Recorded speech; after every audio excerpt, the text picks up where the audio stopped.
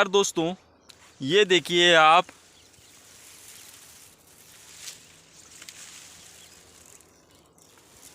Micro 80-30 hybrid सरसों देख लीजिए। ये सरसों और ये सरसों 100 दिन की हो गई है। 100 दिन में एक दिन कम पड़ रहा है, 99 दिन की हुई है। और 99 दिन की स्थिति में देख लीजिए इसमें फलियों की स्थिति। अभी इसमें 40% से ज़्यादा फलियों में बीज भरना बाकी है। ये देखिए, ये छोटी छोटी फलियाँ, ये बारीक बारीक सी, ये जितनी भी फलियाँ आपको दिख रही है ना, इनमें सब में बीज भरना बाकी है।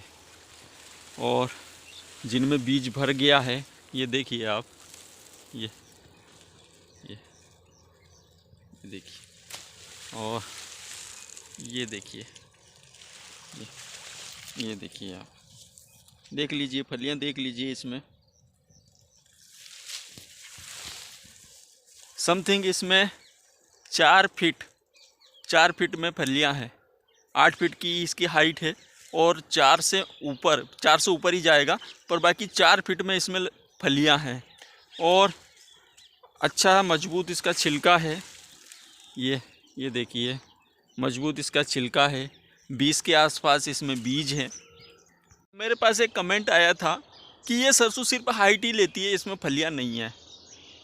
तो देख लीजिए आप फलियाँ।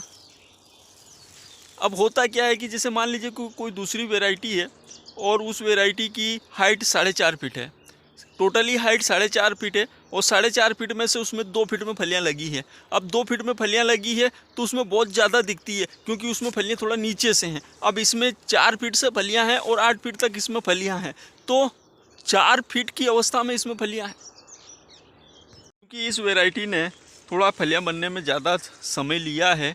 जो हमने पायोनियर की लगाई थी, वो पायोनियर वाली ने थोड़ा जल्दी फलियाँ ले ली थी। इसमें 100 दिन के बाद भी अभी 40% फलियों में बीज भरना बाकी है। मतलब ये मानिए कि 110 दिन के आसपास, 10 दिन के अंदर ये सारी फलियों में बीज भर जाएगा। तो 110 दिन में इसकी सारी फलियों में बीज भरेगा और 15 दिन उसके बाद उसका बीज पकाओ। बीज के पकने का समय मान लो 125 दिन की ये वैरायटी है। और ऊपर जहाँ तक मेरा मानना है, क्योंकि मेरे खेत में तो ये 10 दिन ऊपर जाएगी, क्योंकि मैंने इसको पानी दे दिया था।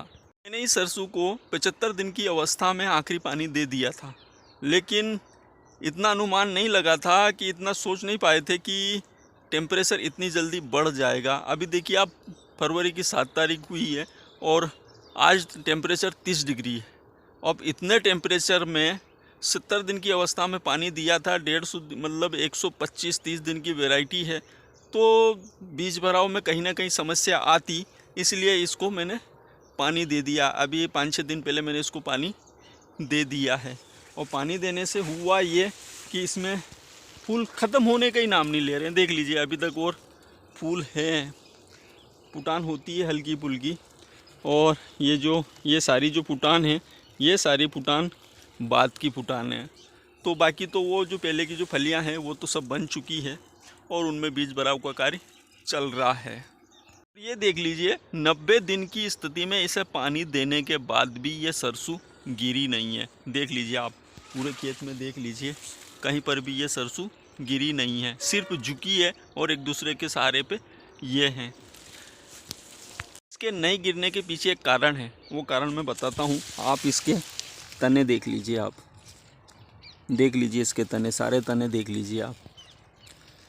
और यही आप दूसरी वैरायटियों के तने देखना, बिल्कुल उनके जो तने हैं ना, ये ऊपर ये इसका ये तना है ना, ये ऐसे तने हैं, तो वो वजन सहन नहीं कर पाती है और गिरती है। ये बिल्कुल भी नहीं गिरी है। 90 दिन की स्थिति में इसे पानी देने के बाद भी ये सरसों गिरी नहीं है, बिल्कुल नहीं गिरी, कहीं से कहीं नहीं गिरी है। अब एक कमेंट और मेरे पास आया था कि सरसों 100 दिन की हो गई है, उसमें माहू का अटैक हो रहा है। 90 दिन की है, 95 दिन की है, 100 दिन की है और माहू आने लगा है, तो उसमें स्प्रे करें या ना करें। बचे हैं 10 दिन, 15 दिन। 15 दिन के अंदर तो इसका छिलका कठोर होने लग जाएगा। अब इन 15 दिन के अंदर हमें इस फसल को माहू से बचाना है। अब माहू तो आने लगा है, क्योंकि जैसे ही मौसम परिवर्तन हुआ है और टेम्परेचर हाई हुआ है, ये मौसम परिवर्तन की वजह से, और जैसे गर्मी गिरती है तो तापमान बढ़ता है, तो ये महू आता है। ये मौसमी चीज़ है। जैसे ही फिर अगर ये अभी 12 तारीख से मौसम ख़राब बता रहा है, अगर मौसम फिर ख़राब होता है, फिर ठंड गिरती है, तो वापस ख़त्म हो जाएगा। ये तीसरा अटैक है महू का इस साल। मेरा तो मानना है कि अगर आप संभव हो सके तो स्प्रे करवा लीजिए। उसमें एक तो माहू की दवाई, और भी जो कुछ आपको अब बीज फुलाव के लिए, बीज की चमक के लिए, अन्य चीज़ों के लिए अगर आपको और कोई चीज़ें डालनी हो तो वो डाल दीजिए और स्प्रे कर दीजिए। और अगर स्प्रे नहीं कर पा रहे हैं तो एक बहुत बढ़िया कम पैसों में, और आपको ज़्यादा मेहनत नहीं करनी पड़ेगी, और पैसे तो लगने ही नहीं है, पैसे लगने ही नहीं है, बिल्कुल सस्ते में एक उपाय है। वो उपाय है कि आप पुष्टा लीजिए और उसके 4-6 के टुकड़े कीजिए, और पुष्टा अगर पीले कलर का मिल जाए, क्योंकि ये जो महू है पुष्टे के ऊपर, मतलब पीले कलर के ऊपर बड़ा खतरनाक आकर्षित होता है। तो जो 90 दिन की 100 दिन की सरसों हो गई, उनमें फूल तो बचे नहीं हैं। तो आप पीले कलर का पुष्टा लीजिए और तख्तियाँ बना लीजिए। जैसे कोई आंदोलन करते हैं ना, वो ना जिंदाबाद जिंदाबाद इन तख्तियाँ दिखाते हैं एक दूसरे को, ऐसी तख्तियाँ बना लीजिए। अब आपकी सरसों की हाइट की बना लीजिए। अब जैसे ये मानिए कि ये 4.5 फीट पे है, 4.5-5 फीट पे अभी ये झुकी हुई है, तो आप 6 फीट की, 6 और आधा फीट वो डंडा अंदर जाएगा, तो 6.5 फीट के डंडे ले लीजिए। 6.5-7 फीट के आप डंडे ले लीजिए, पतले पतले डंडे, और उस पर तख्तियाँ बना लीजिए पुष्टे की। और उसमें क्या कीजिएगा कि वो जो पुष्टा है, जो उसके ऊपर आप आयल लगा दीजिए, है ना। एक डिब्बी ले आइए आयल की, और वो जो साइकिल में देते थे ना पहले अपन आयल, तो वो पतली सी नोक होती है उसमें से, जिसमें से अपन दबाते हैं तो वो निकलता है। तो आप आयल ले आइए और उनको सारे पुष्टों को हल्का हल्का आयल लगा दीजिए। आप जला हुआ आयल ले लीजिए। आप जो मोटरसाइकिलें ठीक करते हैं उनके वहाँ ढेर रखा होता है, तो जला हुआ आयल ले लीजिए आप, और उन पुष्टों पे लगा दीजिए, और उन तख्तियों को आप जगह जगह लगा दीजिए।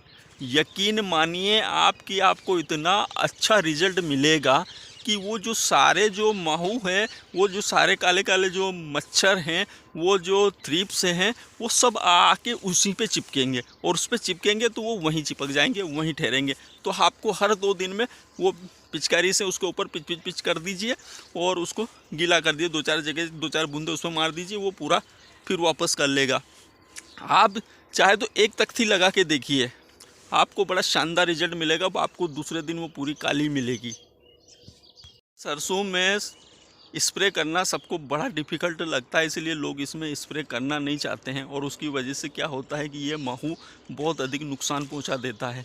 तो ये महू बहुत अधिक नुकसान पहुंचाता है, तो आप इस प्रकार के करके देख लीजिए। आप चाहे एक तख्ती पे करके देख लीजिए। अगर आप एक तख्ती पे करेंगे तो यकीन मानिए कि आप खुद ही कहने की ज़रूरत नहीं पड़ेगी, आप खुद ही बहुत सारी तख्तियाँ बना लेंगे और अपनी सरसों में काफ़ी हद तक नुकसान होने से बचा लेंगे। लेकिन ऐसा तभी संभव हो पाता है जबकि एक तो आपकी सरसों में फूल नहीं के बराबर बचे हों, दूसरा कि वो थोड़ा कम मात्रा में हो, पूरा लगा नहीं हो। अब जो लग गया है वो तो उसमें से उसको छोड़ के आपके इस पे नहीं आएगा, लेकिन जो हवा में उड़ के आते हैं शुरुआती दौर में, वो उस पर चिपकने लगेंगे, तो आपकी सरसों पे उतने लग नहीं पाएंगे। यकीन मानिए कि आपको बहुत अधिक, अगर आप स्प्रे नहीं कर पा रहे हैं तो ये भी आपको फ़ायदा दे सकता है। तो आप ऐसा करके देखिएगा। अब दोस्तों, अगर मेरा आइडिया अच्छा लगा हो और आप करके देखिएगा, अगर आइडिया समझ में आए, पसंद आया हो और वीडियो अच्छा लगा हो और ये सरसों अच्छी लगी हो, तो लाइक करना, कमेंट करना, शेयर करना, और संभव हो सके तो हमारे चैनल को सब्सक्राइब करना। नमस्कार।